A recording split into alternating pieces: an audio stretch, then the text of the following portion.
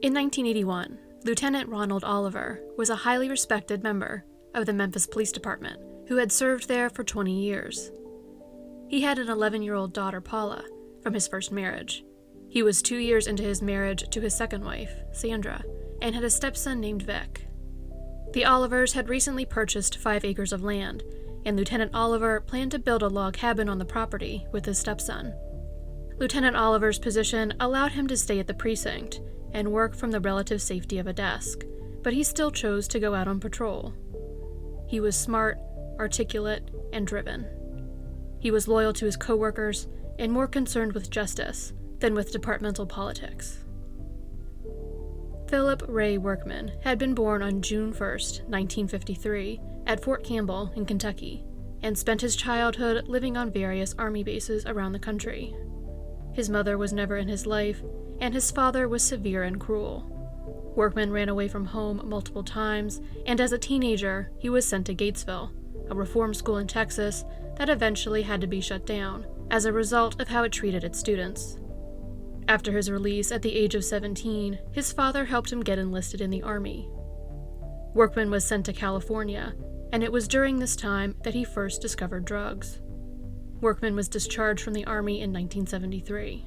After leaving the Army, he went almost immediately into prison, serving just over half of a 5-year sentence for burglary and drug possession in Georgia.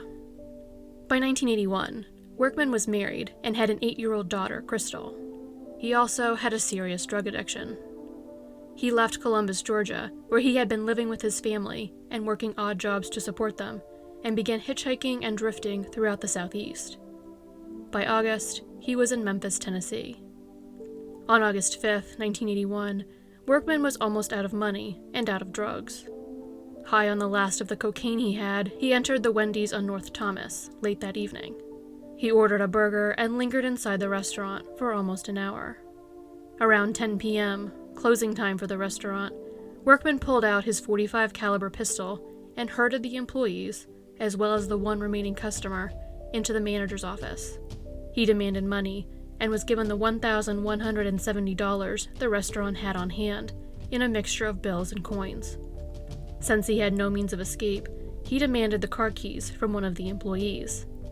He then spent a few minutes struggling to get the house key off of the keychain so that he could leave it with the person whose car he was in the process of stealing. One of the teenage employees, who had been told to sit on the floor of the office, told Workman that he had a cramp in his leg and needed to stand up. Workman told him that was all right. When the employee stood up, he was able to reach and activate a silent alarm.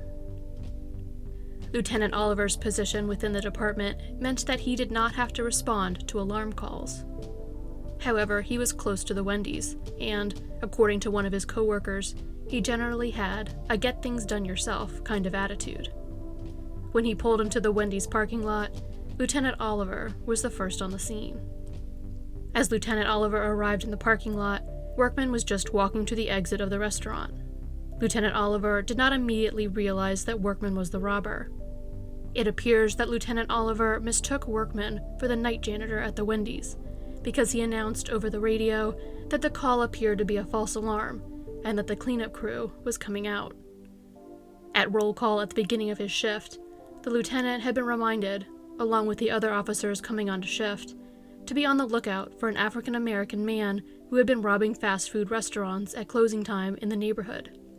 Lieutenant Oliver may have assumed that this robbery was part of that spree, and not identified Workman as a suspect because he did not meet the description of the individual who had been robbing area restaurants. Lieutenant Oliver and Workman began walking out of the restaurant. As a second police officer, Officer Aubrey Stoddard, arrived on the scene, however, the situation quickly deteriorated. Workman tried to make a run for it as he exited the Wendy's and was ordered to stop. At this point, Workman's account and Officer Stoddard's account become very different. Workman's account is problematic, not only because it is in his best interest to make himself look innocent, but also because he was high at the time, and by his own admission, his recollection of that night is impaired. According to Workman's account, he tripped on the curb that separated the Wendy's parking lot from that of the neighboring Holiday Auto Parts store as he tried to escape. Hearing the officers catching up to him, he decided to surrender. Kneeling near the curb, he yelled, "I give up," and took the gun from his pants to surrender it. He was then hit over the head with a flashlight, and the gun went off, shooting a bullet straight up into the air. He then heard gunfire from behind him and took off running. He cocked his weapon, which discharged a live round. A few moments later, he tripped, and his gun fired again. According to Officer Stoddard, after Workman tried to escape, Lieutenant Oliver caught up and grabbed him from behind. Officer Stoddard then ran up and grabbed Workman from the front. Workman then took out his weapon, which left it sandwiched between his stomach and Officer Stoddard's. Workman then fired the gun, striking Officer Stoddard in the arm. The shot sent Officer Stoddard flying backwards. He says he heard Workman firing wildly at this time, emptying his revolver. By the time he got up, Lieutenant Oliver was wounded on the ground, firing his weapon in Workman's direction. He saw Workman leap over a fence and go into an adjacent neighborhood. Eventually, the evidence collected at the scene would match closer to Workman's account, at least in terms of the number of shots he fired. 2 spent cartridges and a live round were found closer to where Workman had struggled with the officers, and one was found near where Workman claims to have tripped in the auto parts store parking lot and fired again. This does leave 1 cartridge unaccounted for, and may be from the bullet that wounded Officer Stoddard. Shooting Officer Stoddard is absent from Workman's account.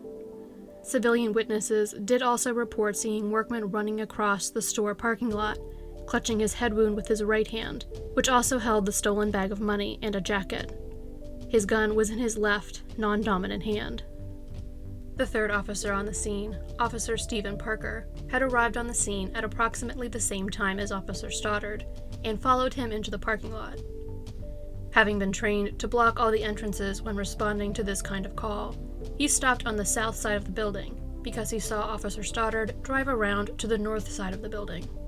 He tried the door to the restaurant, but it was locked. He then heard 2 gunshots and ran to the other side of the building.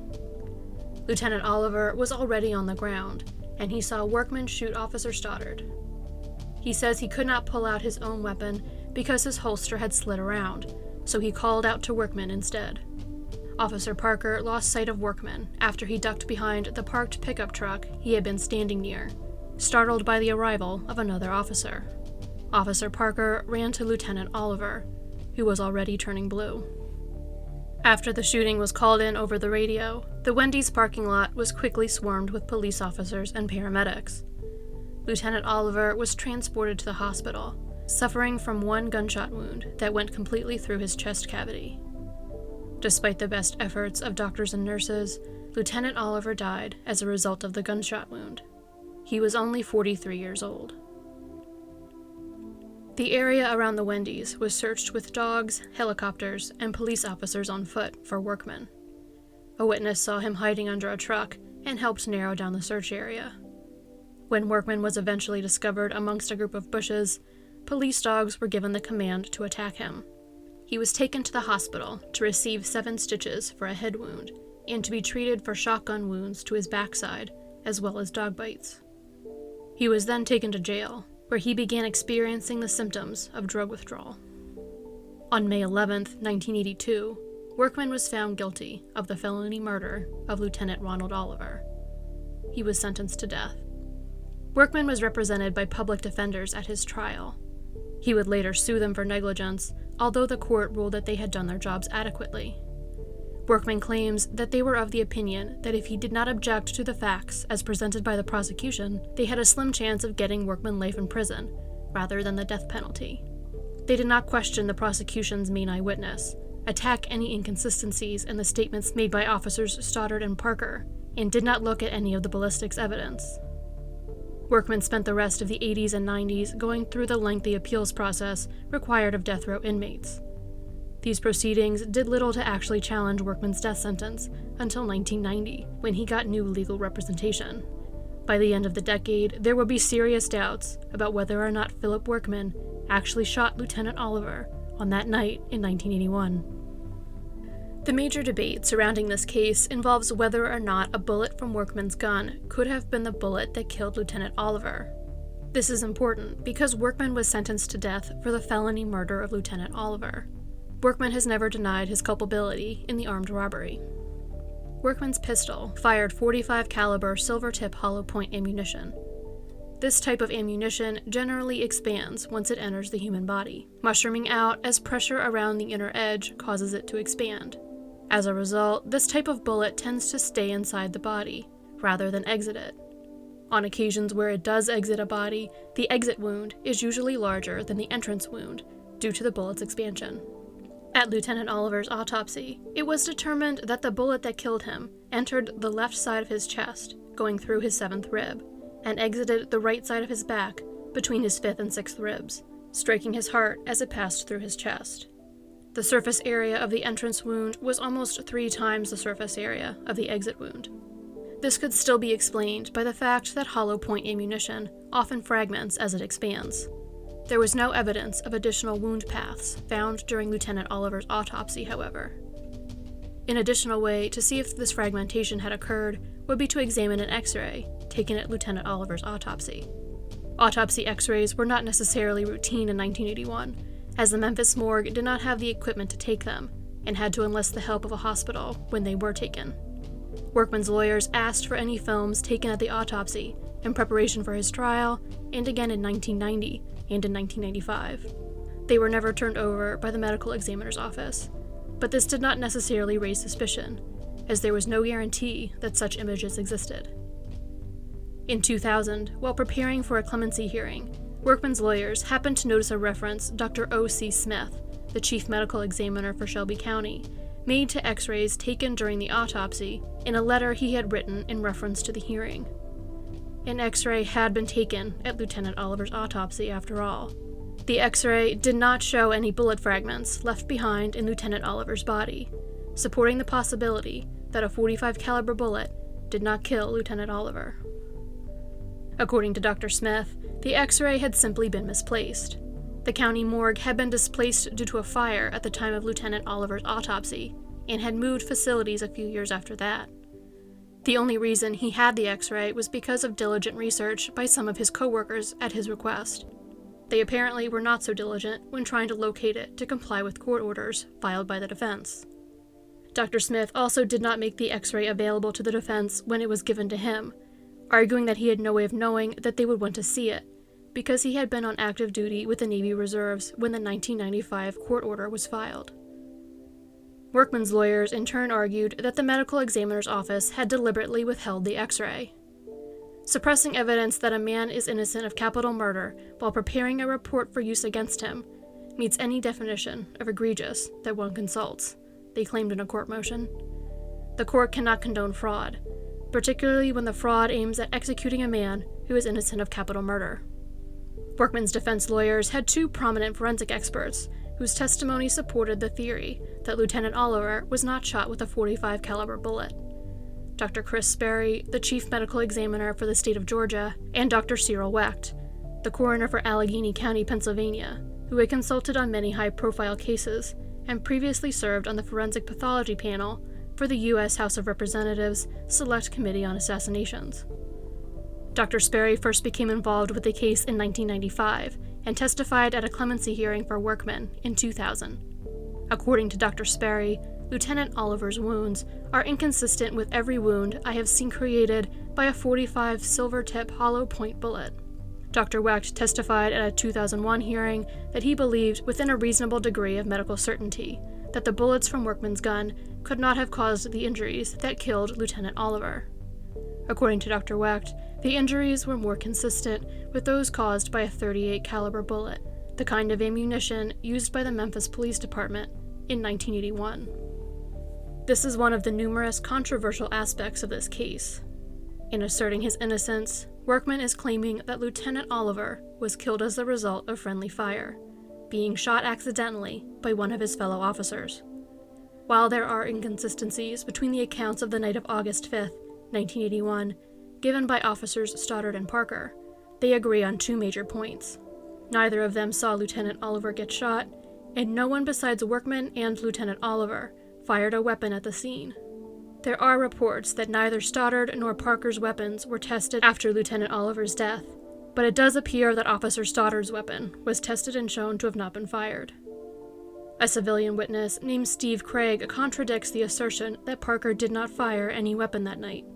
Steve was friends with Officer Stoddard and saw him pulling into the Wendy's parking lot. Steve did not witness Lieutenant Oliver getting shot, as he had ducked down in his car when he heard gunshots. He did, however, see Officer Parker firing a shotgun at Workman. This account is seemingly corroborated by the fact that Workman had shotgun wounds when he arrived at the hospital. Steve required emergency surgery for appendicitis in 1982, which prevented him from testifying at Workman's trial. In 1995, he provided Workman's lawyers with a signed affidavit describing what he had seen. He also claimed that he had been told by the police that there was no need to talk about this unless it was with someone from the department. The 6th U.S. Circuit Court of Appeals would eventually rule that while Steve Craig's account was troubling, it was not relevant because he did not see Officer Parker fire the shotgun until after Lieutenant Oliver was shot. In 2000, Dr. O.C. Smith dismissed the diagnosis of the doctors who treated Workman in 1981 and argued, based on a photograph of Workman's wounds, that they were just additional dog bites sustained during his apprehension. Lieutenant Oliver was not killed with a shotgun, so the presence of such a weapon at the scene does not directly support the friendly fire theory. However, it does imply that the account given by the 2 surviving officers does not provide a full inventory of the weapons in play at the scene. This implication is also, according to Workman's lawyers, supported by a bullet hole in a pickup truck parked in the Holiday Auto Parts parking lot, not far from where Lieutenant Oliver fell when he was shot. The bullet hole was photographed and listed in police reports as being from a .38 caliber bullet, but the bullet hole does not appear to have been fully forensically examined. As best as Workman's lawyers can tell from the photographs, the bullet hit the car at an angle indicating that it could not have been shot from Lieutenant Oliver's gun. The bullet cannot be tested because for some reason it was never collected from inside of the truck. According to the Memphis police, this was because the truck was locked. For some reason, the car was not impounded until the owner could be found and the police could gain entry into the vehicle. Without forensic analysis of this bullet to determine what gun it was fired from, Workman's lawyers can argue for the possibility that an unaccounted-for .38 was being fired at the scene. The general consensus in this case is that the bullet that killed Lieutenant Oliver has never been found. At Workman's 2000 clemency hearing, Dr. Smith argued that the bullet had been found at the scene. A deformed .45 caliber bullet had been found near the curb that divided the Wendy's and the auto parts store parking lots. The bullet was 104 feet past where Lieutenant Oliver had fallen. According to Dr. Smith, this means that the bullet had passed through Lieutenant Oliver, because this type of ammunition would normally travel much farther, and the shortened travel distance shows that its speed had been hampered by hitting something. However, to prove that Workman shot the bullet at Lieutenant Oliver, Dr. Smith assumes that Workman shot the bullet at Lieutenant Oliver. The bullet is only 104 feet past Lieutenant Oliver if we assume that it came from Workman's position. The bullet was also found near where Workman says his gun went off accidentally the first time, sending a bullet straight up in the air. Dr. Smith performed an experiment using a dog's rib cage and ballistics gelatin that showed that an unexpanded .45 caliber hollow point bullet would be deformed if it passed through a body. His experiments did not prove, however, that this would be the only scenario in which the bullet could become deformed. The bullet could have been damaged upon hitting the ground, after being shot straight up and falling back down to the ground. As Dr. Smith correctly points out, the bullet was fired from Workman's gun to the exclusion of all other guns in the world, which we know because of tests performed on Workman's gun by the FBI. However, this still does not prove that it is the bullet that killed Lieutenant Oliver. In his testimony, Dr. Smith does not acknowledge that other tests on the bullet performed by the FBI showed no signs of blood or tissue on it. There is no physical evidence showing that the bullet ever struck a person in general, or Lieutenant Oliver specifically. Besides the ballistics evidence, the other major point of contention in this case is the prosecution's main witness at the 1982 trial, Harold Davis. Davis called the police the day after Lieutenant Oliver's death and told them that he had been in the Wendy's parking lot the night before, and that he had been just 10 feet away when Workman shot Lieutenant Oliver. He testified at trial that Workman had calmly pointed his gun at Lieutenant Oliver and shot him. The problem with Davis's testimony is that there is no actual indication that he was in the Wendy's parking lot. Davis claimed to have been in his car during the shooting, and that he fled on foot, coming back for his car in the morning. His car is not seen in any crime scene photos, nor is it in any diagrams drawn of the scene by the police on the night of the shooting. None of the police officers at the scene saw him, nor did any of the 5 civilian witnesses in the area. It is hard to imagine that he was able to leave the scene without being noticed, or how he was allowed to, once other officers arrived at the scene. Vivian Porter, a family friend of Davis's, also came forward after the trial, saying that she knew Davis wasn't at the scene of the crime that night because she had been with him. She says she had been unaware of Davis's involvement in the trial. According to Vivian Porter, she and Davis had been out buying drugs, not far from the Wendy's on North Thomas, on the night of Lieutenant Oliver's death. They were pulled over by a policeman, but before he came up to speak with them, he got a call on his radio and got back into his car and took off. Vivian and Davis drove past the Wendy's a little later in the evening and saw the heavy police presence there, and assumed that the officer who had stopped them had left to respond to this scene. According to Davis's sister, he had a habit of calling in tips to the police about cases he had seen in the paper to try to get reward money that he could use to fund his drug habit. Davis left Memphis after the trial, living a transient lifestyle.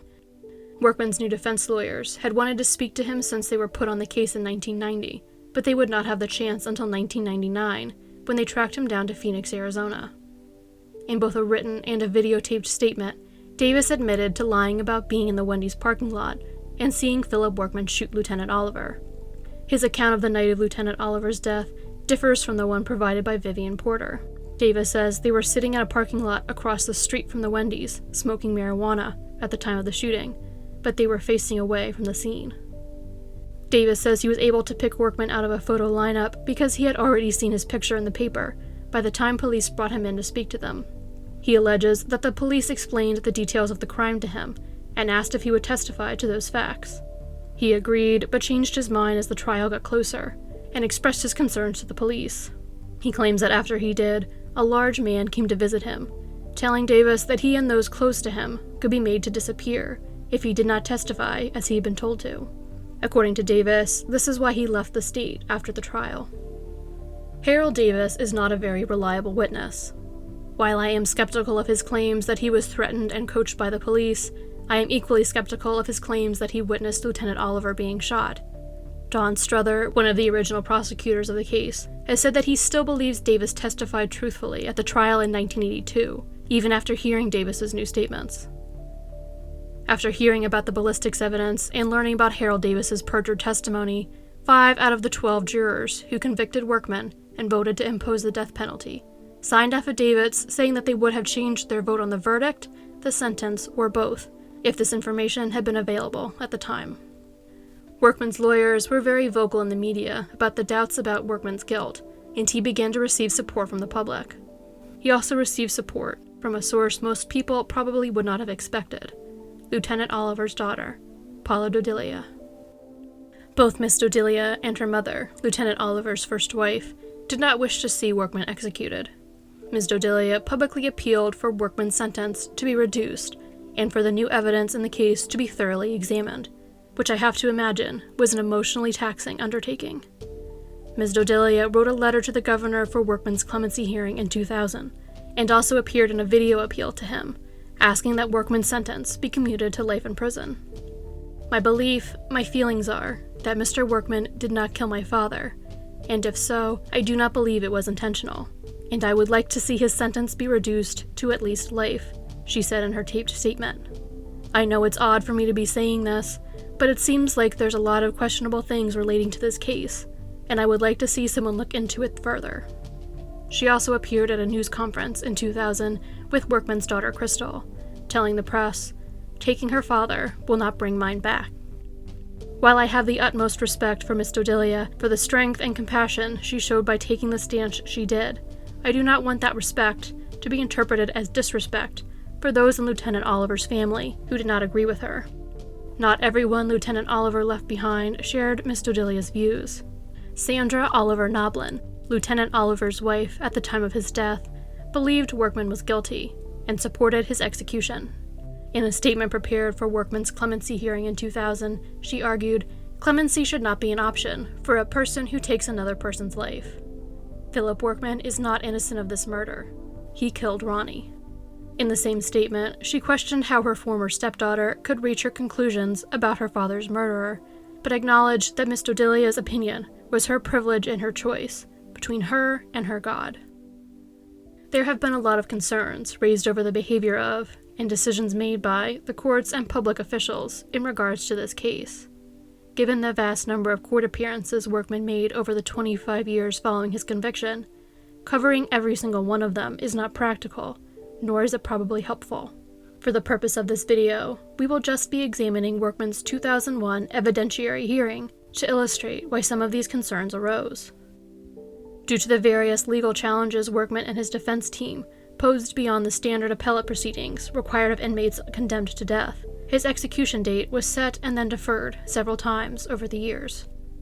On March 30th, 2001, Workman's execution was deferred less than an hour before it was scheduled to occur. Workman's lawyers had petitioned for a writ of error coram nobis in Shelby County Criminal Court. In the state of Tennessee, this type of writ is issued in criminal proceedings for evidence discovered after the trial. The evidence has to relate to issues raised at the trial. A judge has to rule that the evidence could have resulted in a different verdict at the trial, that it is reliable, and that the defendant is not at fault for failing to discover the evidence sooner. The judge denied the petition. At 12:37 a.m., however, the Tennessee Supreme Court overturned the lower court's decision. The court was of the opinion that due process requires that Workman be granted a hearing to evaluate his claims that new evidence, which was unavailable at trial, and which has never been evaluated in a hearing in this state's courts, shows that he is actually innocent of capital murder, according to the order it released. The order was issued at 12:37 a.m. Workman's execution had been scheduled for 1 a.m. The Tennessee Supreme Court decision sent the case back to the judge who had originally denied the petition for an evidentiary hearing to fully examine the ballistic evidence and the evidence that Harold Davis had committed perjury at the original trial. That judge was Judge John P. Colton, Jr. Judge Colton had also been the judge at Workman's trial in 1982. Judge Colton and Workman's lawyers had issues before the hearing even began. When the case was sent back to him, Judge Colton scheduled the hearing for just 2 weeks later, which gave Workman's lawyers only that small amount of time to prepare for it. That decision was overturned on appeal. Judge Colton ordered Workman's lawyers to turn over a videotaped statement made by Harold Davis to the prosecution. This tape should not have been made available to them until after Davis testified. Judge Colton's order was overturned on appeal. Judge Colton issued a gag order preventing the attorneys from communicating about the case outside of court. Judge Colton's order was overturned on appeal. Believing that these actions showed that Judge Colton was biased against Workman, Workman's attorneys asked him to recuse himself from the hearing. Judge Colton refused. It has been alleged that Judge Colton failed to protect the witnesses the defense presented at the hearing.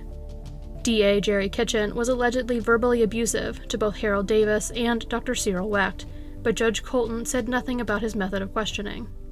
Judge Colton also barred Wardy Parks, one of the jurors from Workman's trial, who said that he would not have found Workman guilty or sentenced him to death in light of the ballistics evidence and the perjured testimony, who had also testified at Workman's 2000 clemency hearing, from testifying at this hearing. On one hand, this ruling makes sense, as Mr. Parks could not provide new evidence in the case. On the other, however, the defense could have used his testimony to confirm that the new evidence would have changed the outcome of the trial, as they needed to for their petition to be successful.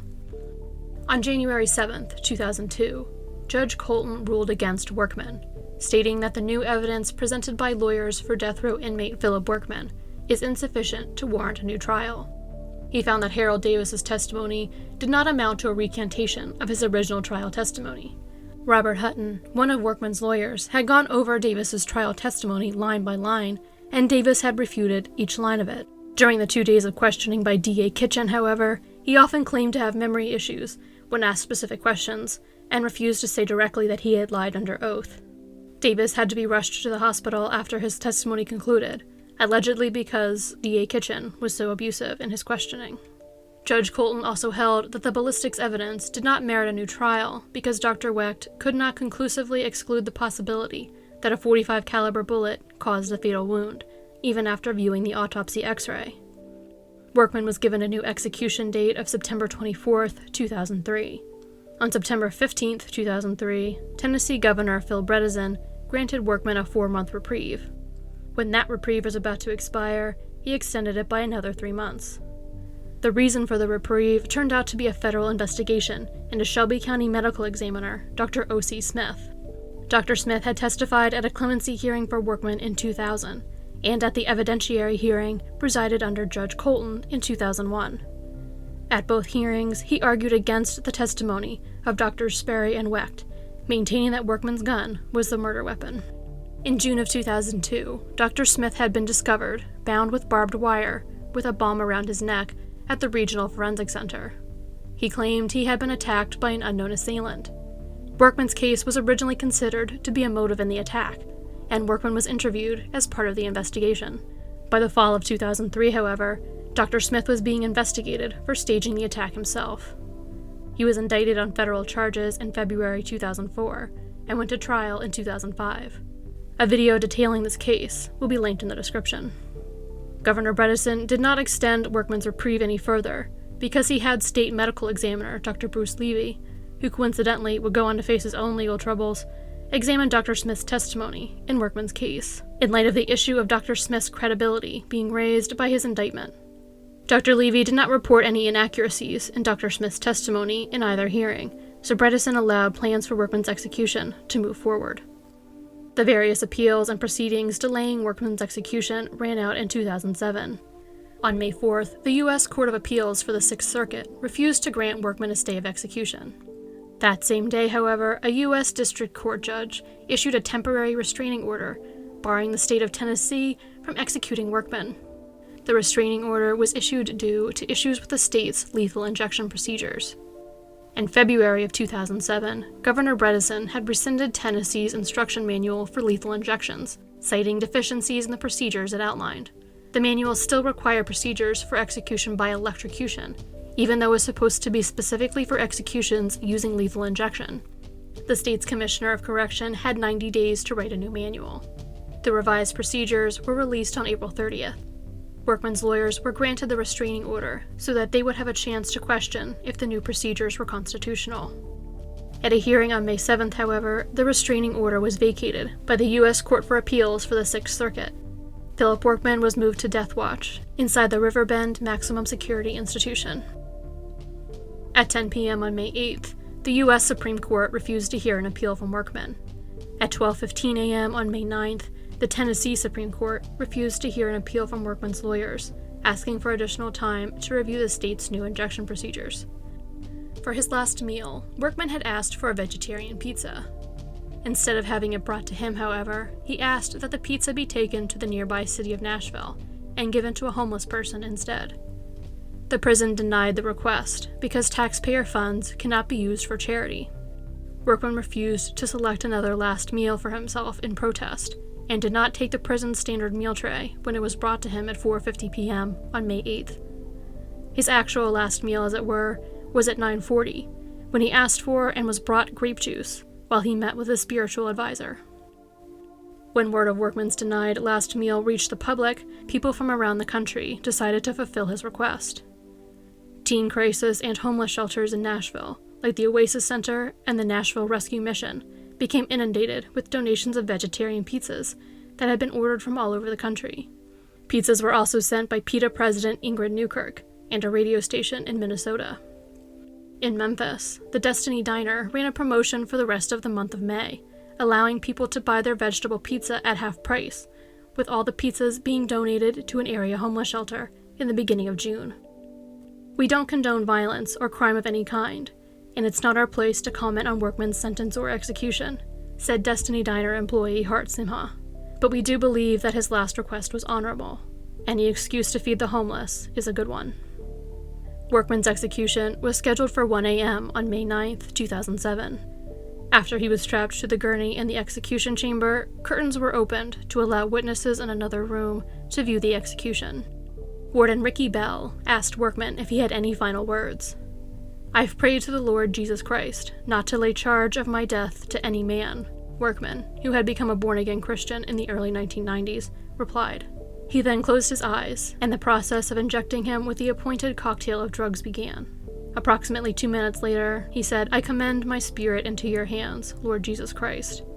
According to the witnesses, he at that point appeared to become unconscious.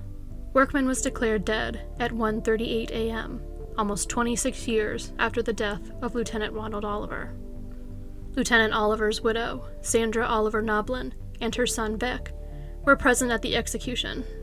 Workman's older brother Terry planned to attend but decided at the last minute not to witness the execution. I did not make this video to try to persuade anyone one way or the other about Philip Workman's guilt or innocence. I do not know if he was guilty or not, and I would never claim to. I personally do wish that there had been a new trial, however, or some other way for the controversial evidence to have been more fully evaluated in a neutral setting. I think this case was important to cover because it, like many other cases, shows just how politics and perspective play major roles in the criminal justice system. Prosecuting criminals is not as straightforward of a process as many of us would like to believe. Especially now, in the age of DNA and advanced forensics, it is easy to assume that if a scientist claims that forensic tests say something is true, it must be true. This case reminds us that two different experts can look at the same evidence and arrive at completely different conclusions. Two different experts can look at the same evidence and tell two completely different stories about what happened at a crime scene. The same can be said about lawyers and judges. Different interpretations of the law and of legal statutes can result in vastly different rulings and opinions on how a case should be handled. I hope that the conflicting opinions and strong feelings held by the various legal and scientific experts in this case remind us all how vital it is to think critically about cases. My other major reason for covering this case is Lieutenant Oliver, especially in the early 2000s, as the controversy about the X-ray and Harold Davis's testimony was coming to light. This case was featured heavily in the local news in Memphis, where I grew up. I remember hearing about the case all the time, and knowing that Workman was on death row for killing a cop, but I never knew that cop's name until a few years ago, when I looked it up on my own. Between the anger, politics, accusations, and questions involved in this case, I fear that the focus of the case has shifted away from the man we lost. I believe the way in which cases are covered has changed in the past several years, and that the focus has been put back on the victims of violent crime. We are becoming more sensitive to the identity of a crime victim beyond what someone else did to them and the unique void their loss leaves behind. Having been killed in 1981, Lieutenant Oliver has not benefited from this change. The one picture of him I have shown in this video is seemingly the only one publicly available. After a lot of digging, I was able to find one more of him, being loaded into the ambulance on the night of his death, but it hardly shows him, and it seemed inappropriate to share in this video. Almost all of the information I shared about Lieutenant Oliver, beyond his job and rank, came from one article, published in 2000. I wish I could share more about who Lieutenant Oliver was as a person, because from what I can tell, he was a good man who deserves the respect of being remembered. Even though there is so little direct information available for us to learn about who Lieutenant Oliver was, we can still infer a lot about him from the legacy he leaves behind. A daughter who seemingly inherited his bravery and sense of justice, a widow with strong convictions and even stronger faith, and a stepson who joined him in law enforcement, going on to become a captain in the Bartlett, Tennessee Police Department. I am sure that viewers of this video will have conflicting opinions about this case, but I am also sure that we all agree that Lieutenant Oliver's loss is tragic. Some of you may feel disheartened that Workman was executed without a new trial, and others of you may feel anger at me for sharing the doubts raised about Workman's guilt, but my hope is that the main feeling you take away from this video is gratitude for Lieutenant Oliver's service and respect for his memory.